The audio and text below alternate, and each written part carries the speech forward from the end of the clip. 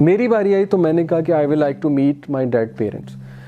تو کہتا میری ذرا کانپنے لگ گیا کہ اب پتہ نہیں کیا ہوگا, یہ ملوائے گی کہ نہیں ملوائے گی. اور کہتا to my utmost surprise میرے ڈیڈ پیرنٹس ایک دم سے پیچھے سے نکل کے میرے سامنے آ گئے. اور میں نے جب انہیں دیکھا آئی اسٹارٹیڈ کرائنگ اور آئی سیڈ ٹو دیم کہ آئی لو دیم اور یہ وہ, آئی مس دیم, یہ وہ, آئی تھینک دیم. میں نے کہا کہ ہم وار جیت گئے وغیرہ وغیرہ. بات چیت ہوئی. کہتا ہے that was my introduction to this group and this group was Freemasons. اور پھر انہوں نے اس سے ایک پیکٹ کروایا کہ we will like to involve you in this thing, اس کے باس نے.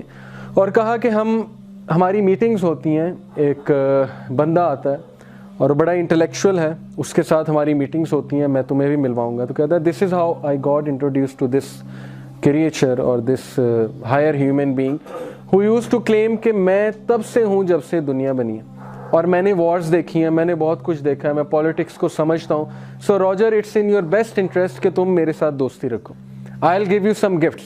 اور وہ گفٹس کیا ہیں کہ I will give you power, I will give you money, I will give you fame, whatever you want.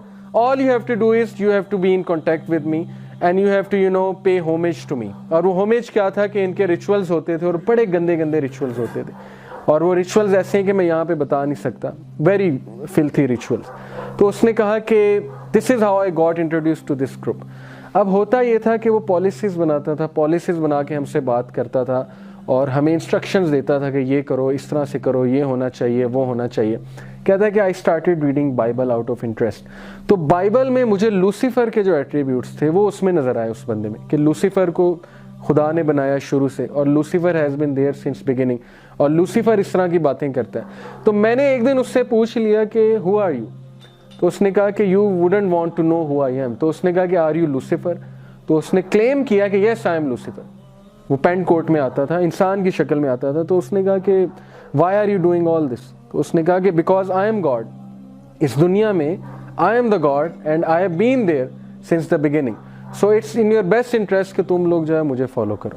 اور اس نے کہا کہ پھر میں نے اس سے کچھ کنورسیشن کی. اب یہ کنورسیشن گپ ہے, وی ڈونٹ نو, لیکن اس کا انٹرویو موجود ہے, آپ دیکھ سکتے ہیں ٹرپ ٹو سپر نیچرل میں. But let me tell you what he told. اس نے یہ کہا کہ میں نے اس سے کنورسیشن کی اور اس نے مجھے بتایا, پوری ہسٹری بتائی. اس نے مجھے کہا کہ ڈو یو نو کہ Christians and Hindus and all these religions they pay homage to me. اس نے کہا کہ how they pay homage to you. اس نے کہا کہ اف یو سی چرچ میں جیزس جو ہیں ان کے پیچھے سے سورج نکل رہا ہوتا ہے ہمیشہ پینٹنگ میں.